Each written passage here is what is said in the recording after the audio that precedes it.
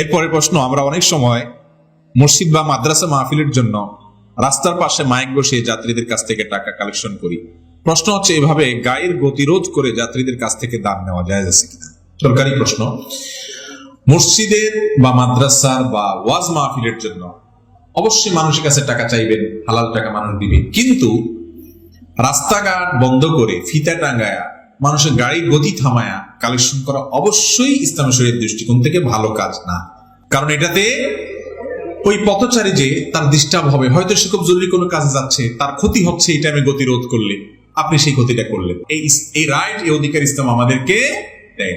আমরা অনুরোধ করতে পারি, কিন্তু তার ক্ষতি করে ডিস্টার্ব করে অনুরোধ করার সুযোগ নেই। লা ইয়াহিল্লু মাল ইমরিন মুসলিমিন ইল্লা বিতিবি নাফসি।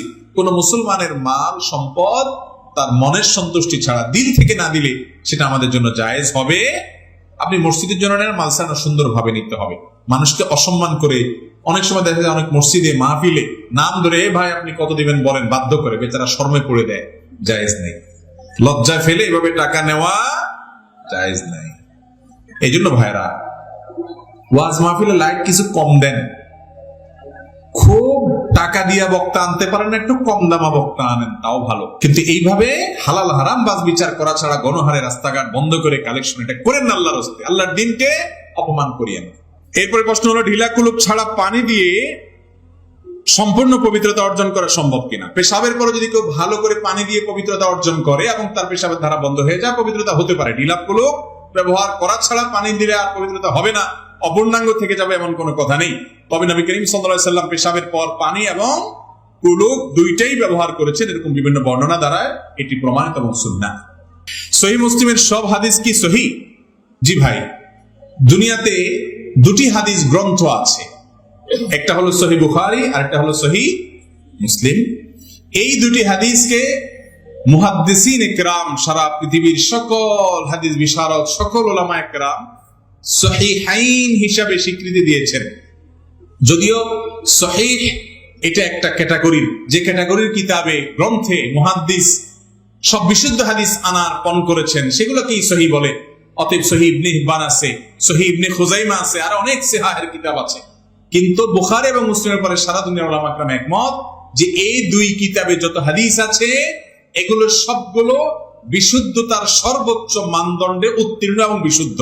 এগুলোর কোন হাদিসের ব্যাপারে অশুদ্ধতা নিয়ে কোনো প্রশ্ন সংশয় পৃথিবীর মুহাদ্দিসদের মধ্যে নাই। কথা কি বুঝাতে পারছি? এই জন্য আল্লাহর কোরআনের পরে দুনিয়ার সবচেয়ে বিশুদ্ধতম গ্রন্থ হলো বুখারী এবং মুসলিম। কিন্তু এর মানে এই না যে এই দুইটার বাইরে আর সহিহ হাদিস নাই। অন্যান্য হাদিসের কিতাবও কি আছে? সহিহ বিশুদ্ধ হাদিস আছে। আজকাল আমাদের সমাজে অনেক লোক বের হইছে যারা নবীজির হাদিসকে বলে লাহওয়াল হাদিস আর কোরআনকে বলে আহসানাল হাদিস। তারা কোরআনের আয়াতের অপব্যাখ্যা করে, কোরআন মানে নবীজির হাদিসকে তারা ইনিয়ে বিনিয়ে বিভিন্ন ভাবে অস্বীকার করে। এই ভাইদের সবাই যে খারাপ উদ্দেশ্য নিয়ে করছে তা নয়, তাদের বুঝের বেশ কম। তারা জানেন না যে আল্লাহ তাআলা এই কোরআন 23 বছর ধরে একটু একটু করে নাজিল করেছেন মুহাম্মদ সাল্লাল্লাহু আলাইহি ওয়াসাল্লামের উপরে, এবং তাকে বলেছেন যে হে আপনার রাসূলকে আল্লাহ তাআলা বলেছেন যে আপনার প্রতি এই কোরআন নাজিল করেছি কেন? লিতুবাইয়িনা লিন-নাসি মা নুজিলা ইলাইহিম, মানুষের প্রতি, মানুষের কাছে আল্লাহর যে ওহী নাজিল হয়েছে এটা যেন আপনি খুলে খুলে ব্যাখ্যা বিশ্লেষণ করে বুঝায় দেন। এই ব্যক্ত করবার জন্য, তাবয়ীনের কাজের জন্য আপনার প্রতি নাজিল করা হয়েছে, যাতে আপনি এটা ব্যাখ্যা করে বুঝায় দেন। এই জন্য কোরআনের ব্যাখ্যা এবং বিশ্লেষণের জন্য নবীজির হাদিস, সেটাকে যদি আপনি বাদ দেন তাহলে কোরআনকে আপনি কখনো অবিকৃত এবং পরিপূর্ণভাবে, পিওর ভাবে অনুসরণ করতে পারবেন না। এই জন্য মুসলমান কোরআন এবং হাদিস দুইটাকে পাশাপাশি নিয়ে চলতে হবে। যদি হাদিস নিয়ে আপনার সংশয় থাকে, হাদিস কিভাবে সংকলন হয়েছে, কিভাবে বিশুদ্ধ হাদিস সন্দেহের মানদণ্ড, সন্দেহের যে গণ্ডি সেটা পেরিয়ে উত্তীর্ণ হয়ে গেছে, এই সম্পর্কে পড়াশোনা করেন, ঘাটাঘাটি করেন, অনেক কিছু টের পাবেন ইনশাআল্লাহ।